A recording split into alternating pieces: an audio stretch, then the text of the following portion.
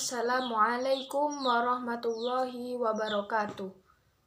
Baiklah, di sini saya Ferarin Beni. Di sini saya akan menjelaskan tentang fungsi-fungsi sastra, kemudian teori kritik dan sejarah sastra. Ini bukunya Teori Kesusastraan dari Rene Wellek dan Austin Warren.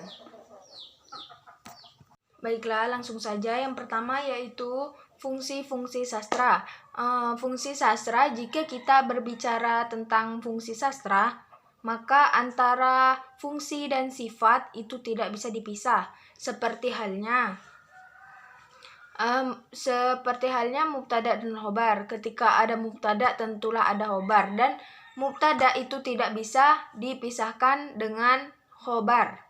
Maka fungsi dan sifat dari sastra yang berupa puisi itu tidak bisa dipisahkan. Kemudian setelah itu ada yang mengatakan fungsi sastra itu seperti hiburan, atau ada juga yang mengatakan seperti buku teks. Jikalau kita menyamakannya dengan hiburan, tentulah kita secara tidak langsung menghina, tidak menghargai karya sastra dari sastrawan tersebut, kemudian seperti menyepelekannya, tidak menghargai karya-karyanya, atau dianggap permainan seperti itu. Jadi sastra itu tidak dikatakan begitu, karena jika sastra itu dikatakan seperti jenis hiburan atau permainan, maka secara tidak langsung kita itu nggak menghargai ketekunan, terus keseriusan seorang penulis sastrawan dalam membuat puisi atau sastra-sastra yang lain. Kemudian kita itu seperti tidak menghargai keahliannya, karena membuat puisi itu membutuhkan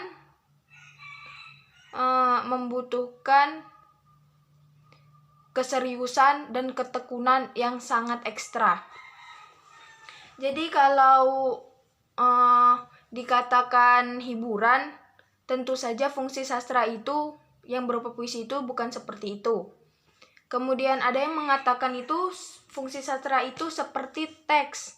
Jikalau fungsi sastra itu seperti buku teks, maka kita melupakan bahwa di dalam puisi itu ada makna indah di dalamnya, kemudian ada makna yang memiliki kesenangan di dalamnya. Kita melupakan semua itu jikalau kita menganggap fungsi sastra yang berbentuk puisi itu sebagai buku teks.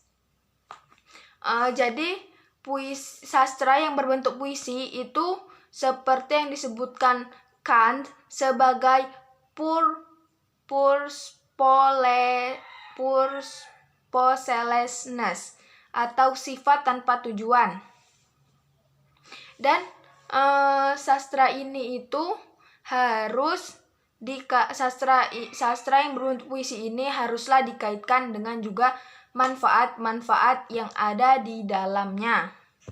Baiklah, melanjutkan. Tadi kan yang bermanfaat. Kemudian, jadi puisi itu dianggap sebagai sejenis pengetahuan yang berkaitan dengan hal-hal yang umum atau yang mungkin. Kemudian sastra juga itu dianggap lebih umum dari sejarah dan biografi, tetapi juga lebih khusus daripada psikologi dan juga sosiologi. Maka ditekankan bahwa fungsi sastra itu tulisan yang menekankan pada segi manfaat, bukan kenikmatan. Dan fungsi sastra yang berbentuk puisi ini mempunyai banyak kemungkinan fungsi-fungsi yang lainnya, tetapi tetap mempunyai satu fungsi utama, yaitu kesetiaan pada sifat-sifatnya sendiri. Baiklah, saya akan melanjutkan penjelasan yang bab 4, yaitu teori sastra, kritik sastra, dan sejarah sastra. Di dalam wilayah studi sastra, perlu ditarik perbedaan antara teori sastra, kritik sastra, dan sejarah sastra. Kesusastraan dapat dilihat sebagai deretan karya yang sejajar atau yang tersusun secara kronologis dan merupakan bagian dari suatu proses sejarah. Teori sastra adalah studi prinsip, kategori, dan kriteria. Jadi, teori sastra itu adalah studi prinsip, kategori, dan juga kriteria. Sedangkan studi karya-karya konkret disebut kritik sastra dan sejarah sastra. Ketiga hal tersebut tidak bisa dipisahkan satu sama lain. Dalam artian itu studi sastra, teori sastra, kritik sastra, dan sejarah sastra itu ketiganya tidak bisa dipisahkan satu sama lain. Mereka itu saling berkesinambungan atau saling berhubungan. Kemudian tak mungkin kita menyusun teori sastra tanpa kritik sastra dan sejarah sastra. Sejarah sastra tanpa kritik sastra dan teori sastra, dan kritik sastra tanpa teori dan sejarah sastra. Teori sastra jelas hanya dapat disusun berdasarkan studi langsung terhadap karya sastra. Jadi, teori sastra, kritik sastra, dan sejarah sastra ini tiga-tiganya tidak bisa dipisah. Semisal cuma ada teori sastra dan kritik sastra tanpa sejarah sastra, maka tidak akan tahu tujuan teori sastra, kritik sastra itu seperti apa. Kemudian jikalau ada kritik sastra dan sejarah sastra tetapi tidak ada teorinya, maka tidak bisa dikatakan sastra.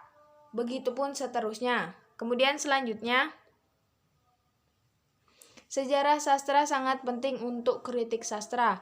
Kalau kritik hendak bergerak lebih jauh dari sekedar pernyataan suka dan tidak suka. Satu kasus yang perlu diperhatikan adalah sastra abad pertengahan, terutama di Inggris yang jarang memperhatikan dan didekati secara estetis. Penerapan sudut pandang modern akan memberikan perspektif baru pada puisi Anglo-Saxon atau puisi lirik abad pertengahan yang kaya. Sebaliknya, pendekatan sejarah dan penelitian masalah genetik dapat membantu pemahaman sastra kontemporer. Baiklah, cukup sekian dari saya.